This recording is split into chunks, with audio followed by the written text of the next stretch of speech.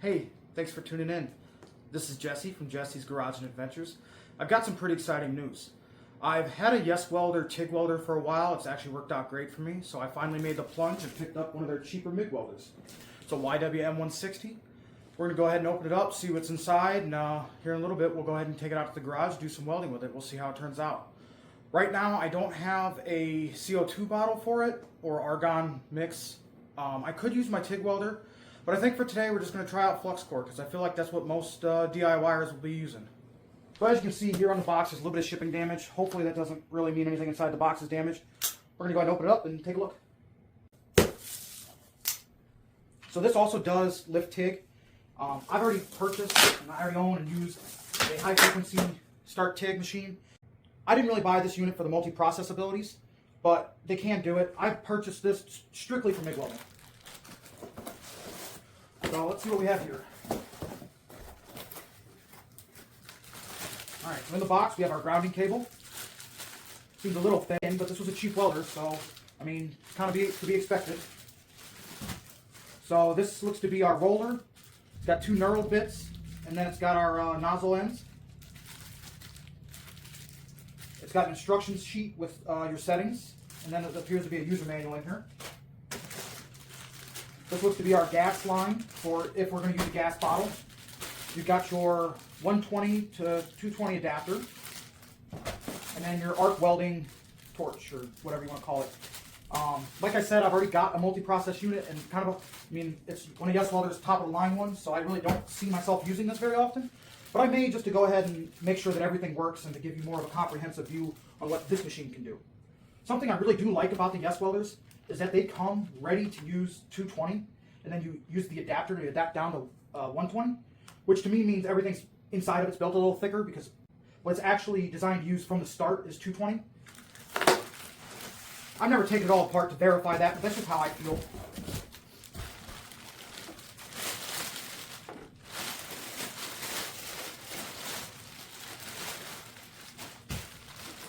Alright. I'm going to go ahead and put a little bit of space on top of our set power fridge here, and we'll go ahead and move this review to that. Alright, so let's take a quick look at this thing. My first impressions are that it's a lot smaller than I expected it to be, which, I mean, if it performs fine, that's actually a good thing because it's less stuff for you to have to carry around. It's got a little flip open screen protector here. You've got your knobs. They don't seem to have any end stops on them, so you can't twist them and break them by accident.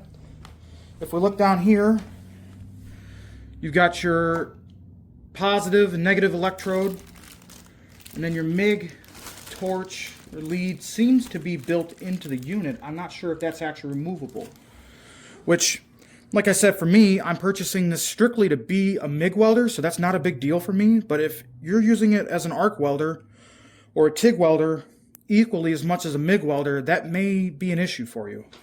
Alright, so let's go ahead and take a look at the TIG whip and see how this thing all looks. This right here is Gerald, and he's very nosy, so he'll be in the background of most all of my videos, at least if we're inside the house.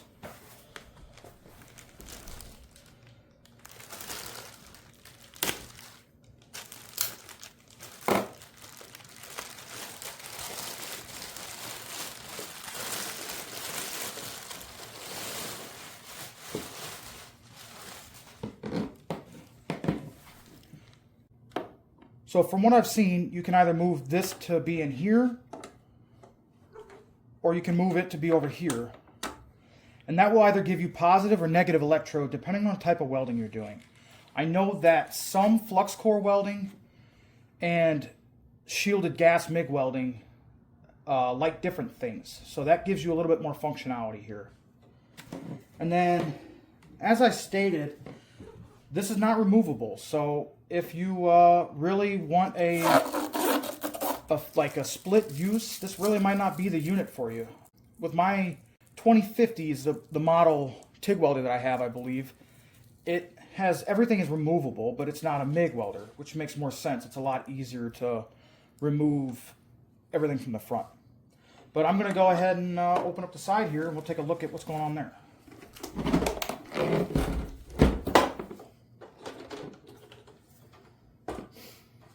So it's pretty small in here. There are nothing to change up here. So I've seen some units have like the wires, how you set this to electrode positive or negative. You could do that in here. This unit does not have that. You've got your tensioner, which is really easy to set up. It comes with a guide already installed. And then I believe the website said up to a 10-inch or a 10-pound spool on that. Now I personally wish that this welder had a little bit of information up here. That would be really useful for like when you're welding on the fly. I may end up seeing if I can get the instruction manual to stick up here or something like that. There may even be something for it.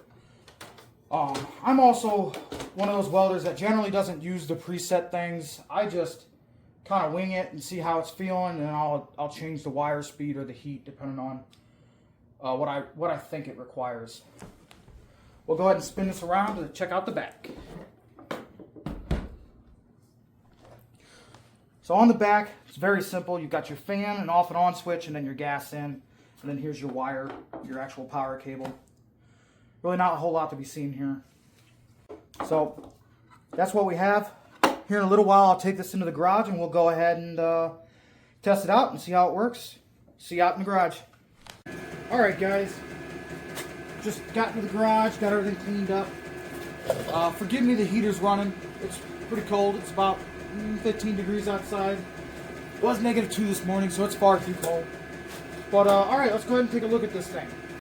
While I was looking through the documents, I found this cheat sheet here. It gives you a lot of your base settings. It's actually a peel and stick, and it also shows you the different settings on your welder. For today, I'm going to be doing flux core welder, which is showing to put your little electrode here, there, and then we'll put the whip here, and that should allow us to go ahead and do flux core welding. I'm going to go ahead and try and put this into the hatch, and then we'll put the spool on it as well. Here's your actual user manual. I'm not going to read it. This is my ground.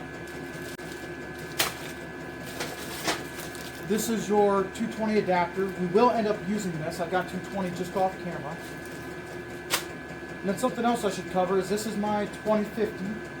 I've had this for a little less than a year now, and it's done great. I've welded a lot of aluminum, a lot of mild steel, and a fair amount of stainless steel as well.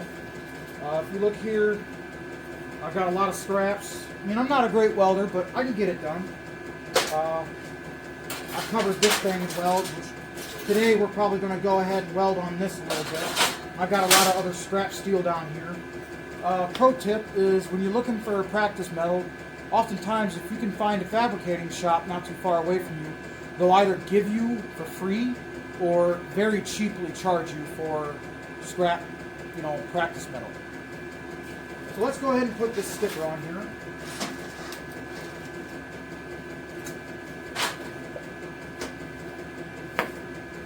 Unfortunately, in my workshop, in my garage, every flat surface becomes an area to just pile stuff. So my welding bench has ended up becoming storage. So it takes me a lot of time and effort to get everything cleaned off and working. So this does fit perfectly in here. So let's go ahead and do it.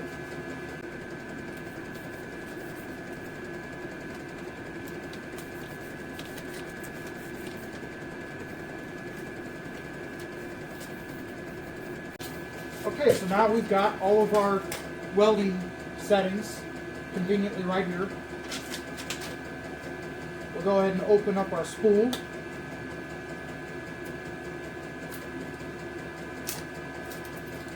And then we'll go ahead and change to the knurl roller as well. So we'll do that first. So you just remove this little knob here.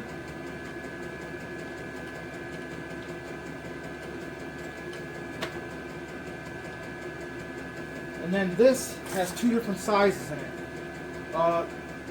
One here is 0.90 and the other one's 0.80, which should refer back to 030 or 035. I'm going to go ahead and just leave this in the bottom of my welder because I don't see why that would be a problem.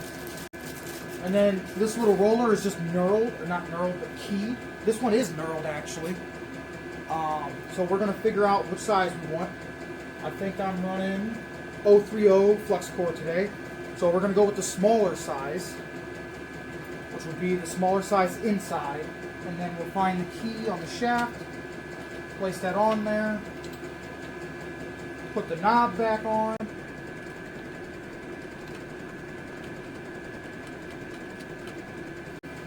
And then we'll go ahead and put the spool on. Today I'm running 40 flux core E71T-GS. I advise you not do what I'm about to do. What I would suggest is that you put the spool together and then leave the wire tucked into the side. And then once the spool is on the machine, you then pull the wire out and feed it through.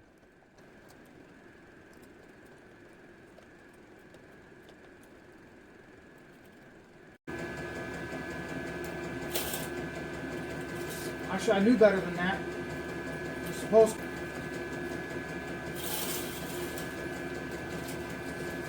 Alright, I need to chill out for a second because I'm going to get violently mad here in a minute.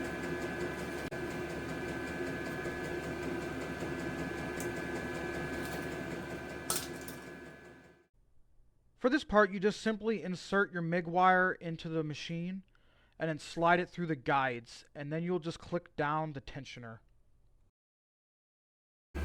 Okay, and then I just slid this through here, put it in this liner, and then we will take this, put that back on. There should be some slight pressure. I'm going to go ahead and plug the unit in, and we'll test it out. Okay, I've got it plugged in. I'm going to go ahead and turn the unit on so you can see what happens when you first turn it on.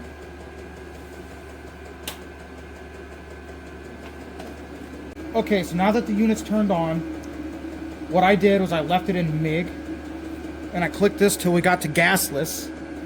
And then this is your 2T versus 4T setting. I'm going to leave it on 2T. And then this is where you select your wire size. This here should be your amperage, which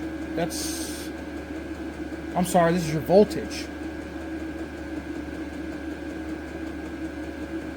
And then this must be your amperage. Okay, that's interesting. So you got smart and then manual. Okay, this is more what I was interested in, or what I'm more used to. So here's your voltages, and here's your amperages you're running. So this unit says it can do, let's see what it says. It says it'll do 25 volts at 41 amps. And we've got smart settings again.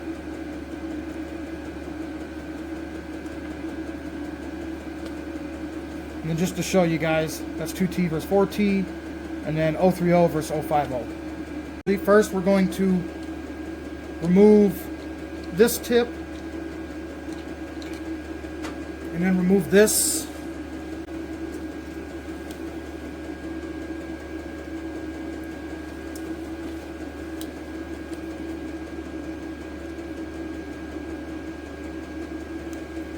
Then we're going to run it until it gets a little bit out.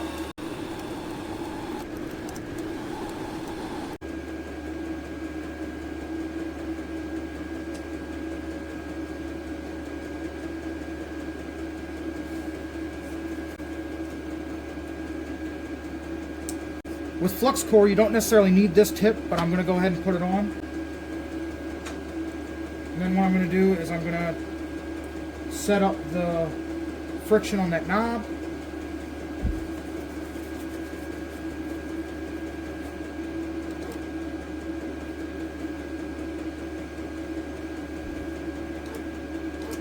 All right, that's how I like to do it.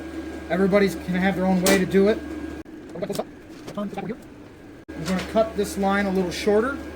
I always start with about a ½ inch of stick out. I'm going to grab my helmet, and then we're going to do our first test weld on this thing.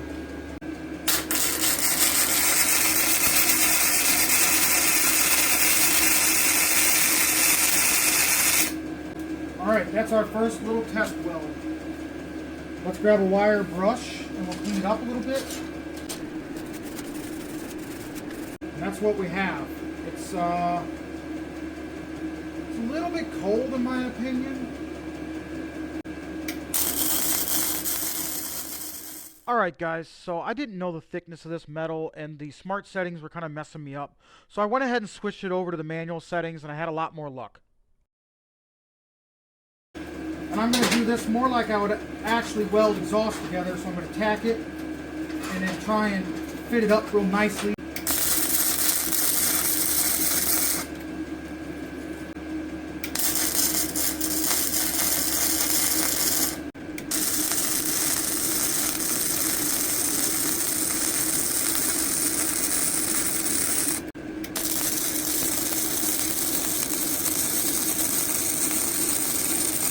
And guys, I'd like to say something, and I am by no means a welder.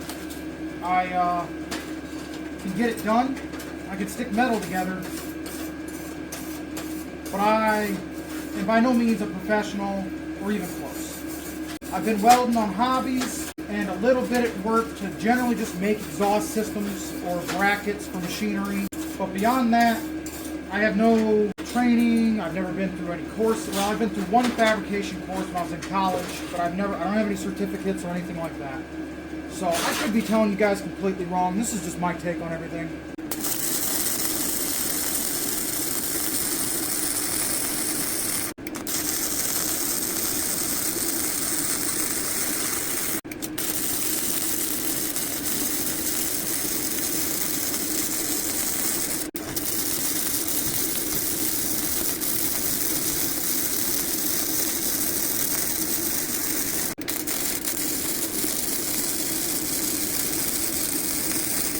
Alright, we'll take a look at this and see how I did.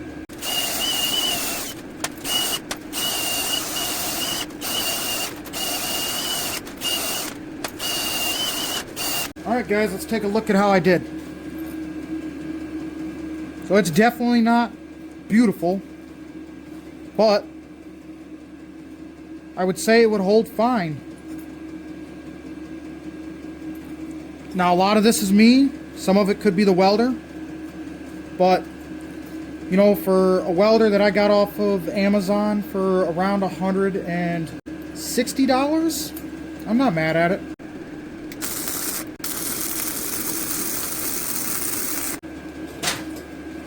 As far as I'm concerned, that's about as good as you can ask for when it comes to flux core.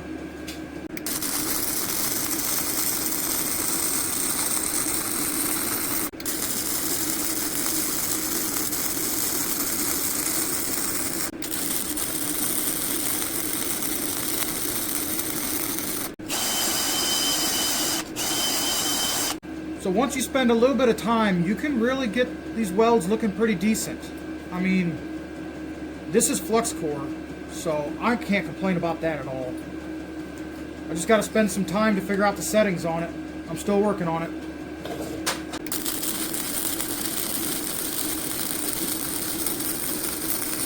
This is with no treatment or anything. I know they make paste and stuff you can wipe on the pipes to get it to make a little, or to get it to clean up a little better. But I'm not mad at that at all.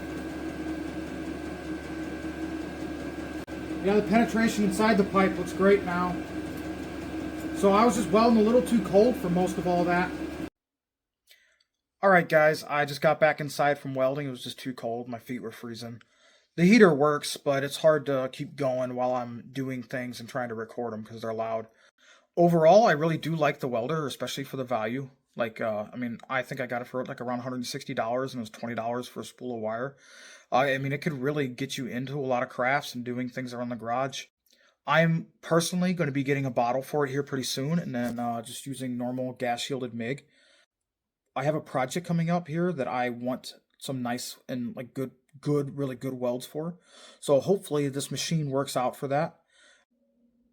But yeah, I hope you guys found this content useful and valuable and liked it. If you did, please give me a like, share, and subscribe. Leave your thoughts down in the comments below with any suggestions you have for me, because as I've said in the video, I'm not a welder. I do this kind of stuff on the side. I did do some welding in a couple of my previous positions and career, but that's not like a main thing at all that I do. So, I mean, I'm always open to criticism and feedback, so let me know. All right, have a good one, guys.